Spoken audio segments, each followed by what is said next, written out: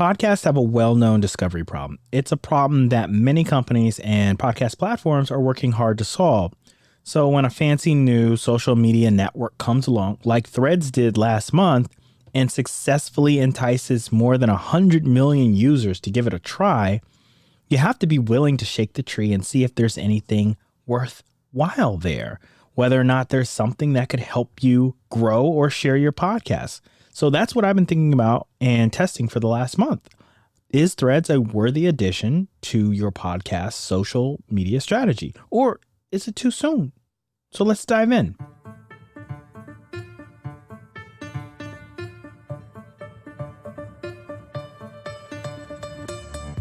Hi, my name is Zuri Berry, and this is Podcasting with Zuri, a show about the craft of audio storytelling and how you can use podcasts to enhance your brand.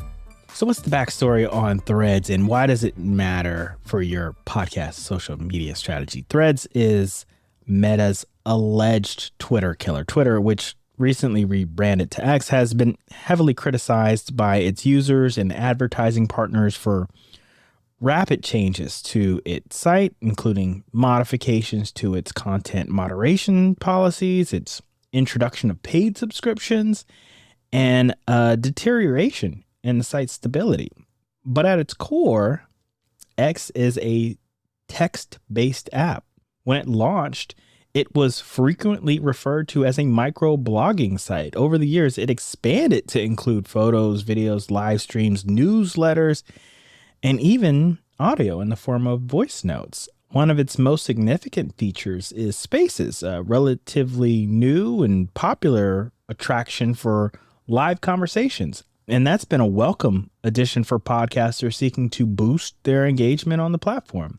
Over the years, as Twitter has grown, though, its hold on cultural conversations has only ballooned, and it's given users access to real life information and commentary.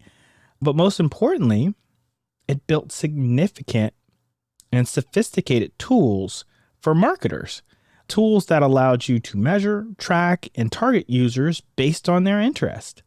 It was never as robust as Facebook's tools, but with more than 300 million users and a vice grip on the internet's water cooler, it has always been a worthwhile channel to set up shop, especially if your campaign's focus was on brand awareness. Unfortunately, Twitter was never great for podcasters. There's just too much friction between what Twitter wants from its users and what podcasters want from their potential listeners. So, for example, Twitter has actively encouraged users to create content specifically for its platform for some time now. That may seem obvious, but it has huge implications for content creators who share and repurpose content from other websites. So links to an Instagram post are less likely to be seen on X compared to a photo or video published on the platform. This has created another hurdle for content creators to develop specialized content, thus adding more time to the production process. And for X, they've continued to encourage more user time spent on site. And they do that by limiting the reach of posts that could persuade users to go elsewhere. So this behavior directly opposes the podcaster's goal of luring potential listeners away from X or Twitter to their own podcast feed or player or website.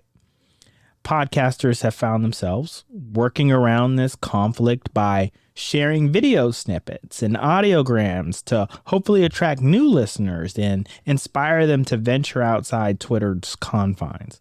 Alternatively, they've relegated themselves to becoming omnipresent personalities on Twitter, hoping that a huge following will translate to a vast listening audience. In that use case, the success stories are few and far between. For its part, Twitter has offered some functionality for podcasts to be played on the platform. Users can, for example, make podcasts available alongside live audio content, think Spaces, but it's underutilized. And for this reason, Twitter has contributed, if ever so slightly, to podcasting's discovery problem. It's still hard to search and find independent shows over there.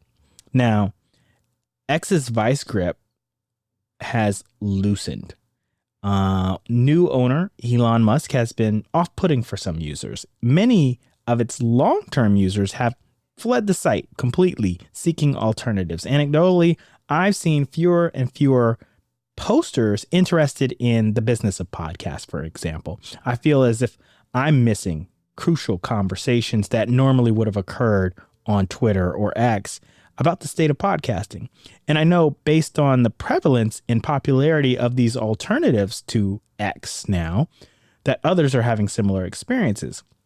I've personally tried out Mastodon, Spoutable, Spill, Post, and Tribal, none of which compare favorably to X's features, design, or network size.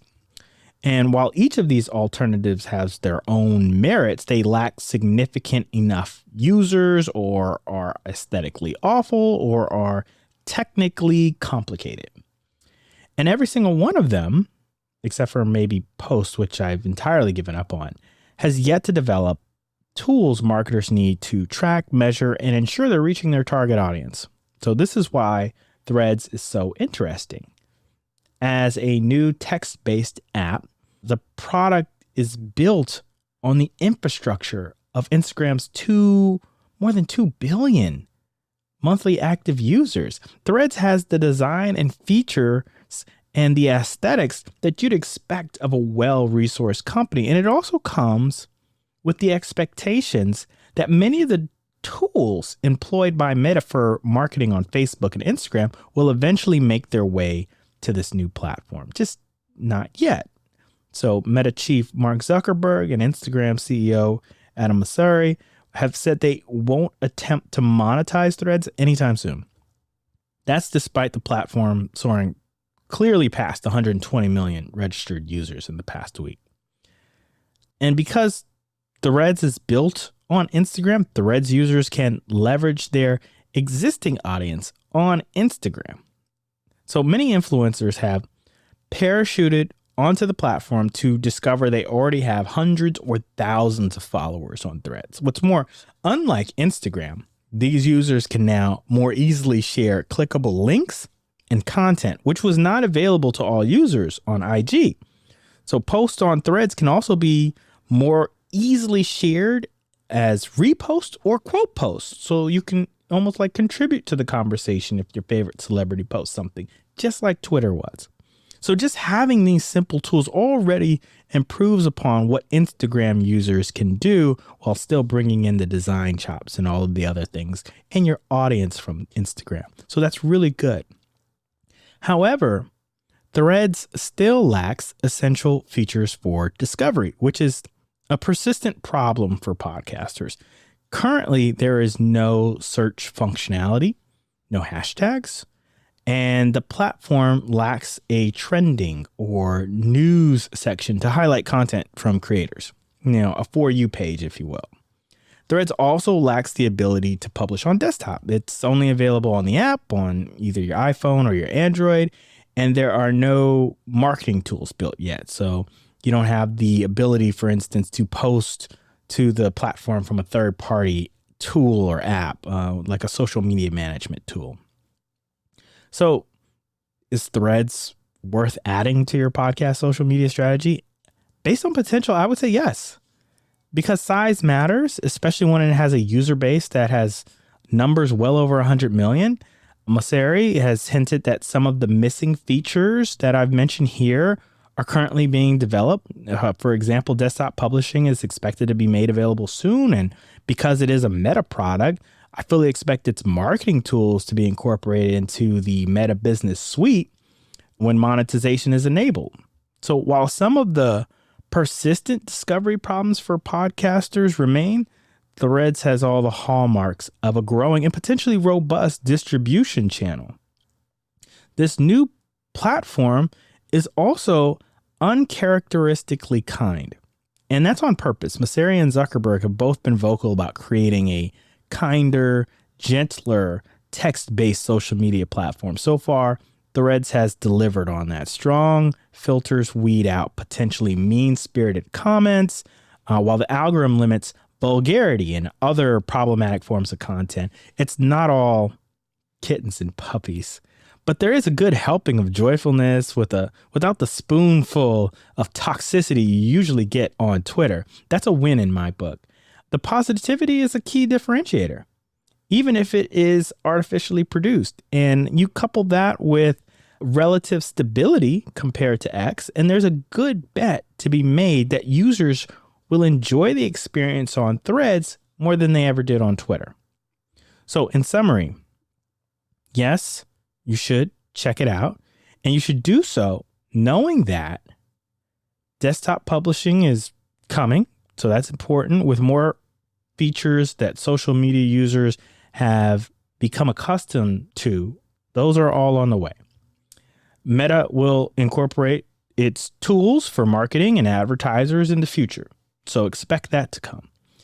And podcasters and content creators can expect more stability and even a more positive experience, which I think is a huge, huge thing. So in short, it's smart to be on the platform now. It's still growing. When I was working for a small town newspaper back in 2008, I was the online community manager, and I spearheaded the launch of my news organization's Twitter account. Fast forward another almost 10 years, and I was the deputy managing editor for news and multimedia. And I was at the forefront of launching new strategies for YouTube and Instagram and Snapchat.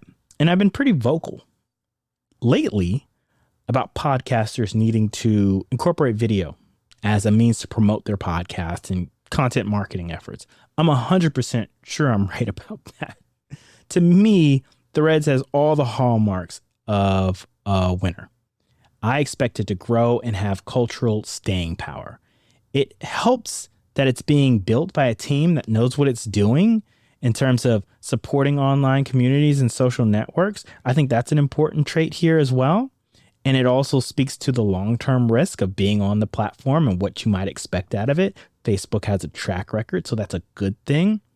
So I humbly suggest to you, dear podcaster, to get on the platform. If you haven't already, test it out, experiment with it. You might be pleasantly surprised by the integration with your Instagram account, if you have one. And, expect it to only get better for podcasters and their content marketing efforts over time. That's it for this episode of Podcasting with Zuri. As always, I hope you found some value in it. If you did, please leave a comment either on Spotify, Good Pods, or on YouTube. If you're trying to take your podcast to the next level, get in touch with me by visiting zmcpodcast.com. That's zmcpodcast.com. Thanks for listening.